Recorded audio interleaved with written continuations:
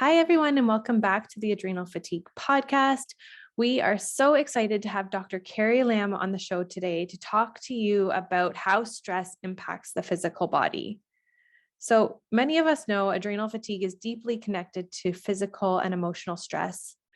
And often the neuroendocrine response can become almost subconscious when we become used to living with stress chronically or not managing stressors well day to day. So just having more awareness around this important connection between our body and our brain can be so important for your recovery. And we are just thrilled to have Dr. Carrie Lam here with us today to discuss in a lot more detail. Yes, so Carrie Lam graduated with a Bachelor's of Science in Fine Arts from Pacific Union College, California, and earned her Doctor of Medicine degree from Loma Linda University, California. She's board certified in family medicine and anti-aging and regenerative medicine.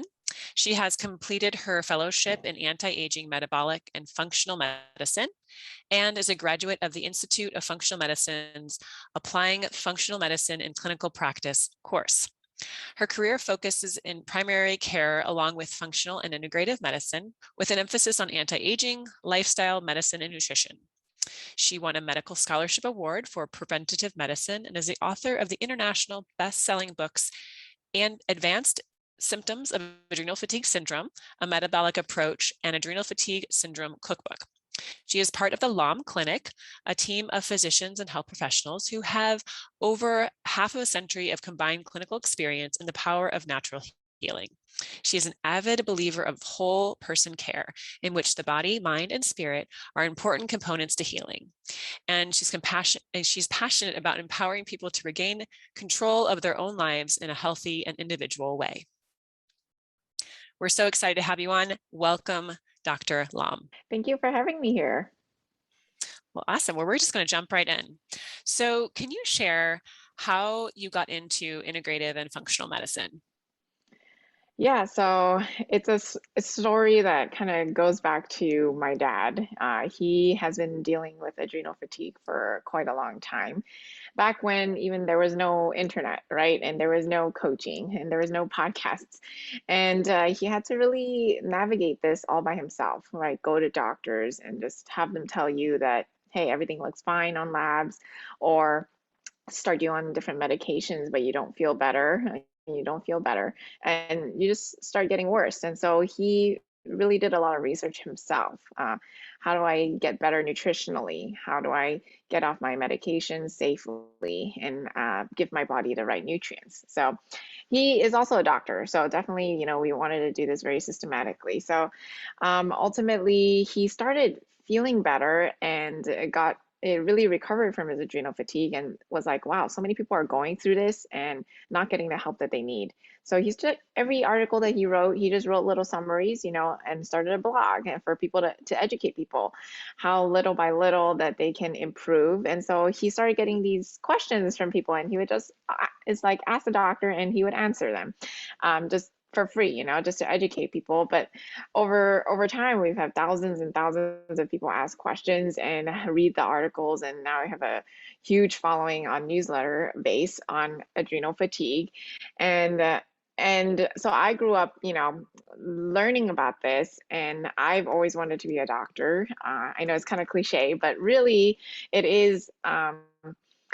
Even so, like, I was an art major in college, but I knew I was going to go into medicine, and I still did art because I knew I wanted to expand, my horizons for how this can be the art of medicine. It's like every person is different. The way you treat them should be different. It's not just an algorithmized type of protocol or medicine that we are dealing with when we're dealing with human bodies. And so I've always known that I wanted to do medicine, and then the integrative and the functional came just very naturally because I didn't grow up taking antibiotics. I didn't grow up taking Tylenol. My mom would just give me a hot foot bath if I had fevers or so everything was very natural, and it kind of transitions into functional medicine, which is trying to get down to the root cause of why you're feeling what you're feeling.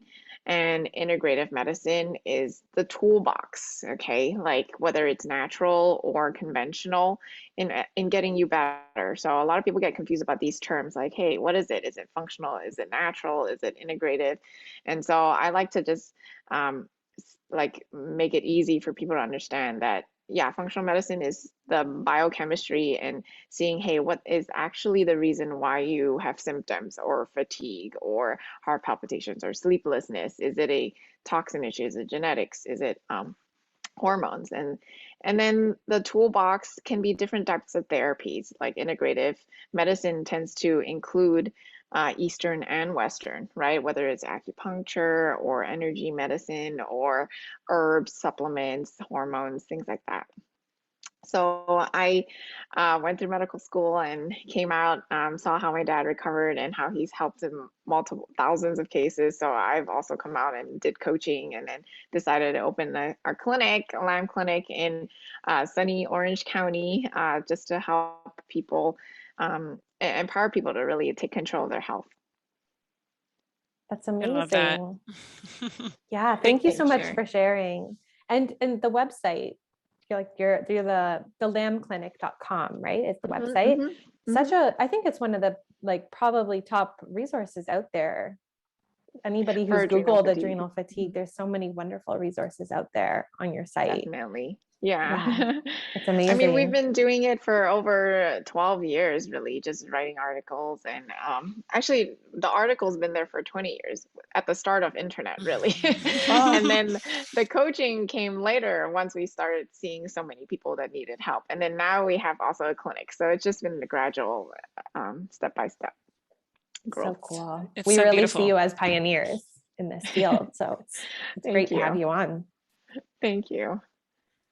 Yeah, I can kind of relate to what you were saying with your dad and his story and how, I mean, even adrenal fatigue, I was suffering more almost 10 years ago now. And even then it was so unheard of. And there's so much less talk than there is now about adrenal fatigue. And so I kind of can totally relate to that. And then coming on the other end and finally recovering and you're like, oh my gosh, there's so many people struggling. We just want to help and help and help and feel like, I think that's why, I'm sitting here today and why Danielle and I do what we do is like, there's so many people out there struggling with very little answers, right? From just mainstream medicine. And so yeah, that's a really, really lovely story. So thank you for sharing that. And also thank you for making that distinction with integrative and functional medicine. That was helpful, I think, too, for people just to hear that simple kind of distinction. So thank you. Yeah. So we did want to ask you about the neuroendometabolic stress response. This is something that we've read a lot about on your website. And we figured this might be a new term for some of our listeners. So we're wondering if you could explain it and how does it relate to adrenal fatigue? Like, is it adrenal fatigue in just a different sense? So we'd love to chat about this more. Yeah, definitely. So over the years, we've seen a lot of adrenal fatigue cases, and we can see that sure the adrenals get fatigued, but that's only one part of the story. A lot of times, people with adrenal fatigue, they also have gut issues. They have anxiousness, they have palpitations, they have maybe reactive hypoglycemia. Okay, so we know that a lot of this can overlap with adrenal fatigue, but we were trying to like see, hey, it kind of falls into this stress response because adrenal fatigue happens when your body undergoes chronic stress and you're unable to tolerate it anymore. So when we say neuroendometabolic, it kind of breaks down into the neuro, which is neurotransmitters and the autonomic nervous system. Then you have endo for endocrine, which is like your hormones. And then you have the metabolic, which is like the liver health, the detoxification, the immune system. And so when your body undergoes stress, it affects every system. It doesn't just affect your adrenals or your HPA axis, like hypothalamus, pituitary, adrenals. It really affects everything, right?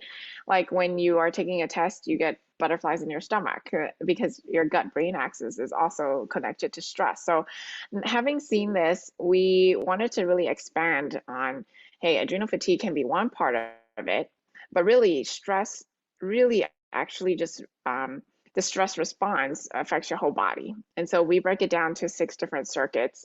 Half of it is neuroendocrine, and then half of it is metabolic. And so the neuroendocrine part has a hormone circuit, has the cardionomic circuit, and a neuroaffect circuit.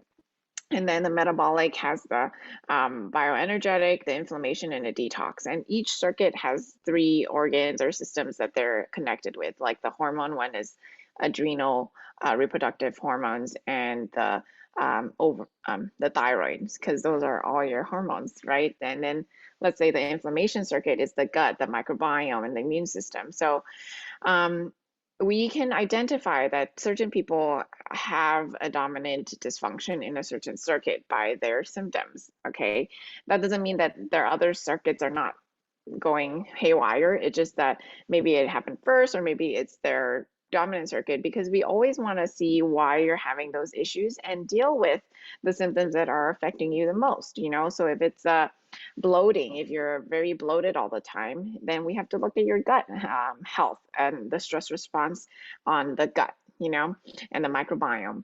Or if you have a lot of reactive hypoglycemia, you have to eat every 2 hours or else you get hungry or hangry, then hey, we're looking at those, the liver, the pancreas, and the thyroid in the metabolic circuit a little more in depth in this whole big picture.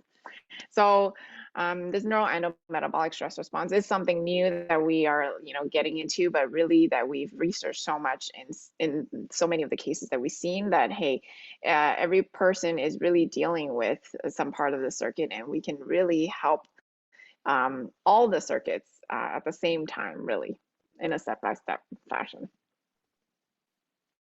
That's really cool. Thanks. I've never like, I guess that when we talk about adrenal issues and we see the connections, and Angela and I, like, we see this all the time in practice, people do come in and you can really see how the circuit theory can really be applied. And so I'm really curious to hear how you begin when it comes to figuring out which circuit to start with. Is it like a questionnaire based on an assessment? Is that kind of where you would start with people? Yeah, I mean, when I talk to people, I can already kind of get a feel, but for your listeners out there, if you go to drlam.com, we do have a quiz for what color is your stress, okay? Because based on the color, you can know which circuit is your dominant circuit. Is it hormonal? Is it immune system? Is it a detox? You know, so you'll be able to see which circuit you're dysfunctional in, but it's just a very, you know, it's a screening type. But when I talk to, yes, my patients and my clients, I can kind of get a feel of which parts I need to deal with first and which circuit I need to deal with first. Even if you had maybe like the neuroaffect circuit, also that doesn't mean I deal with that right away. I have to make sure I get the big picture so I know where to start. So that's what's so important about having a practitioner who understands, you know, your body, and who understands adrenal fatigue and how stress affects your body, because it's not all one size fits all, you know. Yeah, as much as we'd like it to be just this linear thing, when it comes to stress, it's like we always say it's so vast, it can go anywhere, right? So it's really cool to look at it this way. Yeah, I wanted to go back to the point you made about, you know, we're not meant to be in a chronic state of stress, or kind of alluded to that. It's like our bodies aren't meant for that. And so this is not something, first of all, we have to figure out where the stress is coming from, like you mentioned, the different circuits. But it's also like, if it is like more mental, emotional, and sort of some lifestyle things and anxiety, and it's like we don't ever learn how to come back into balance and how to be calm. We you know, we don't learn in school how to calm our bodies and to breathe and use our breath to ground our bodies and be present. And we don't, on another end, we also don't take a time and we incorporate those practices into our daily lives. So I think it's just, for me, it just brought up like this reminder that that is just not something that we value as much, and how just important that aspect. And it, when you're, if that is your weak circuit, that is, that's something that, I think I'm passionate about creating in the world too, is how Yeah. to incorporate that and how to get people to know what it feels like to feel calm in their bodies again. Anyway, Yes. yeah. Well, there's two parts to that, right? There's preventing stress, and then there is stress relieving methods. So what you talked about, the breathing, the yoga, the exercise, the mindfulness, those are stress relieving. And then you have prevention of stress, which is basically trying to get rid of your stressors, right? In our chronic daily lives, it's very hard to say no to people. We're people pleasers. We want to be successful. We keep going, going, going. And a lot of our adrenal fatigue people are type A and they are successful. And that's kind of what got them to be fatigued in the first place, is that shadow that they always have, and it's like you're fighting against yourself, or you're competing against yourself because you want to be better, right? I totally understand, because I also have that type of personality, and it comes to a point where you really need to also draw back and put a line to prevent that stress from happening. In the first place, you have to get some boundaries in place, and whether it's a toxic relationship, or whether it's saying no to extra work, things like that. That's also important in dealing with the stress. Yes, definitely. Being able to have the boundaries and figure out where the stress is coming from, and make boundaries around those particular stressors that are in your life and becoming chronic. I love that. Thank you. Mm-hmm. Well, so I'm curious, is this different from traditional HPA axis of the stress response? Yeah, so the HPA axis is the hypothalamus pituitary adrenal axis, the conventional stress model, right? When you see a bear, when you are being screamed at by your boss, your hypothalamus signals your pituitary, then signals your adrenals, put out epinephrine. Epinephrine is basically there to help you fight, flight, or freeze. And it should only be a response that lasts like a minute long, but somehow when we undergo chronic stress, it it stays around too long, and then your body needs to produce cortisol, which is the anti-inflammatory, right? It's a steroid, so it's supposed to help balance that effect of the epinephrine if you have too much of it. But over time, as your adrenals continue to have to deal with stress, it doesn't want to put out any more cortisol. It gets kind of tired, and so this HPA stress response is very inclusive when you have the NEM stress response. That's just one part of it, though, okay? Because we know that stress also will also be able to affect your gut, like cortisol, part of the HPA axis. Cortisol makes your gut a little more leaky. And when you have a leaky gut, you have more toxins coming into your body, which then affects your immune system. Then your immune system gets a little like hyped up, and then it starts and goes affecting your thyroid and your skin. And so it's not just the HPA that ends up with just the adrenals, but then A also goes and affects all these other organs, right? And then also that, hey, your gut also is your second brain, and it can affect your microbiome and the way you produce neurotransmitters. Most of your gut microbiome actually produces serotonin, right? Your good, happy neurotransmitter for your mood. And therefore, if you have a leaky gut, then you're also not going to have a very good mood, and that affects your brain function. And so it really is all connected, and maybe just an expansion of just the traditional HPA axis. That's what the NEM, we call it, is. Awesome. Thank you. Yeah, that's really cool. And I was thinking about it. So I'm sure you see this a lot in practice, and I know Angela and I do as well, is when people come to you and it feels like so many layers. And oftentimes with adrenal fatigue, because it's kind of a vague diagnosis, because it is so far reaching, it can feel really overwhelming when you feel like there's so many of these circuits that might be influenced right now. So I was wondering, just in your experience day to day doing this work, do you notice that when people start to get on the right track, like if you were to pick that circuit to begin with and people start to make improvements in that area of their life, does it in most cases or some cases create a ripple effect for the other circuits to get better if you're starting with the right place? Yeah, great question.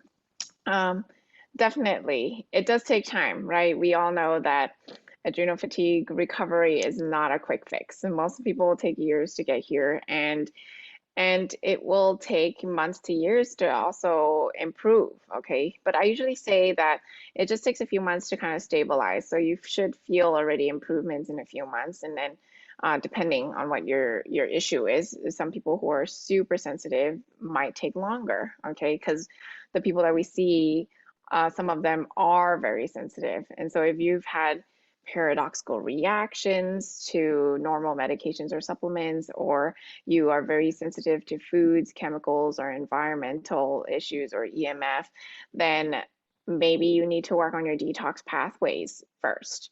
But you have to do it very gently and very slowly. So no, coffee enemas kind of thing for people who are very sensitive. We're talking about very gentle type of detoxes because they won't be able to tolerate any supplements even to help their adrenals. So we deal with these people very gently, and you have to be patient in the recovery, but definitely we do see people improve when you help certain circuits if you know how to help it and which one to do first. The other ones will improve with time. So just like most people, a lot of people have sleep issues, but I would say and they complain of their weight, but sleep and weight, I would say, are not things that you can work right off the bat, because you have to fix the root cause or else those things will not improve, right? So just because they say their sleep is their main issue, it's not like I'm gonna like only deal with the sleep. So it really is dependent on what's going on underneath. Yeah, I think that's one thing that's so nice about working with professionals like you guys or like our team, like when you can get the support when you're feeling overwhelmed like that. Also, when you're really tired, I find the type A personalities, which I think all of us mentioned that we kind of are, and it's such a tendency that we see. So across the board with a lot of people who struggle with these burnout issues, you want to do all of the things and you read about so much information online. So you just want to incorporate it all, but it's nice to know. And I think really hope inducing, because you can start simply in one spot and it can be just gentle. Mm-hmm. And sometimes less is more, but it can make a more profound shift down the road when it comes to like a slow and steady progress, which will probably in the end, as we see, be more effective, which is so cool. Right, because I've seen a lot of backfiring. People try to self-navigate and then they somehow crash and they get worse, right? So that's like what you said.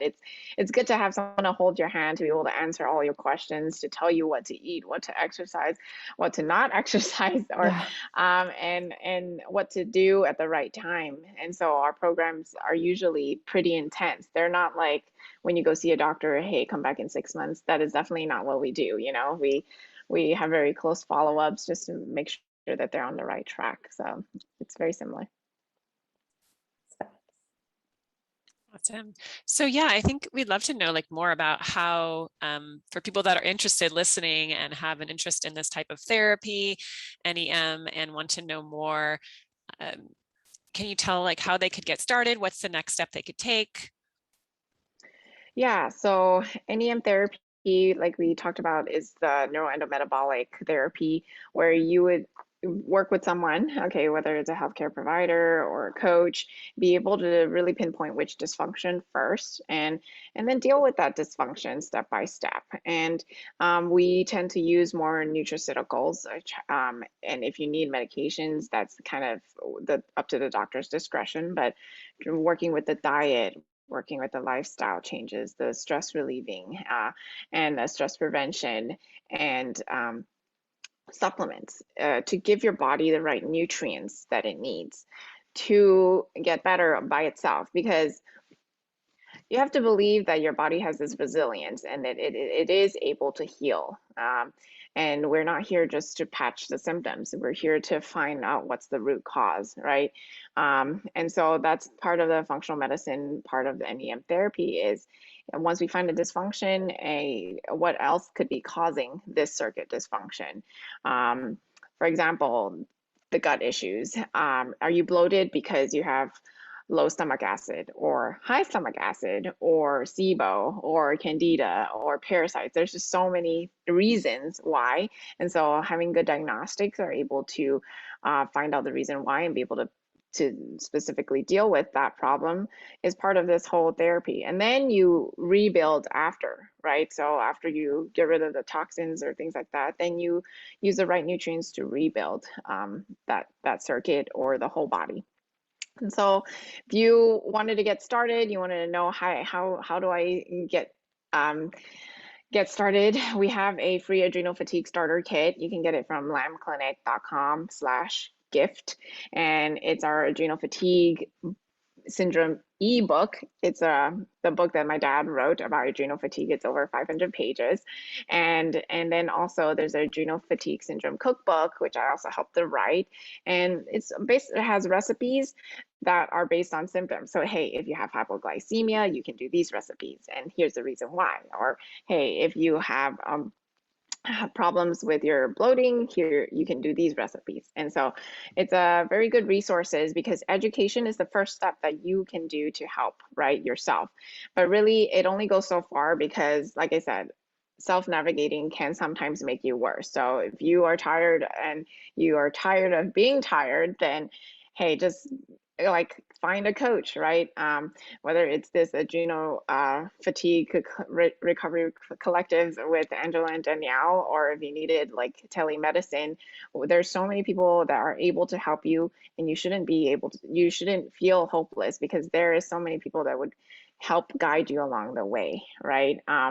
And that it's just the feeling of relief. Hey, I have someone to help me through this. And I'm not alone, because they've gone through it. They've seen thousands of cases that have improved.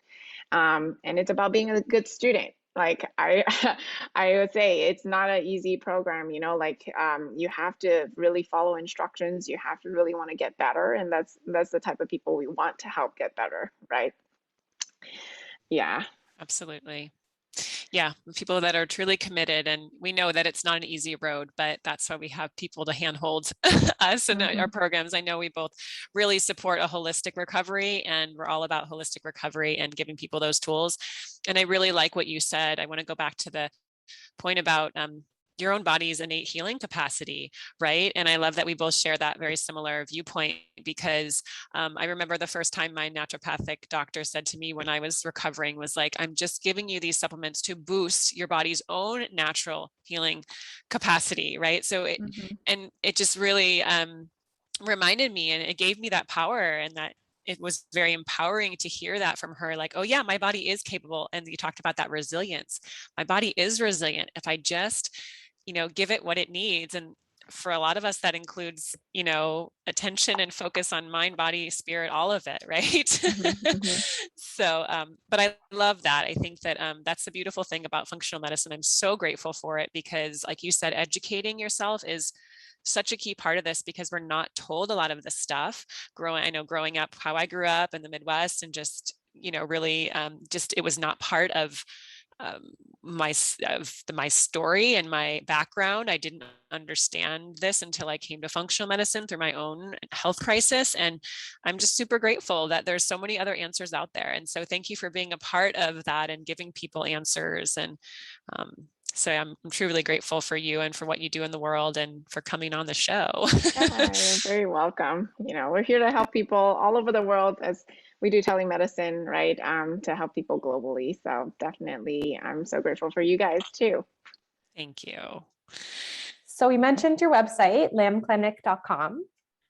But if any of our listeners are looking to follow you on Instagram or on social media, is there a place that is best to find you? Yeah, definitely lamclinic.com, our website. We'll also have all our socials on there. And Lam Clinic usually is our, like for Facebook and YouTube, we have a channel too. on Instagram is lam_clinic. So that's the only one that's different, but definitely follow us on social to educate Awesome. yourself. Now we'll definitely link those in the notes below. And yeah, just thank you so much for sharing your wisdom with us today. Thank you guys for having me.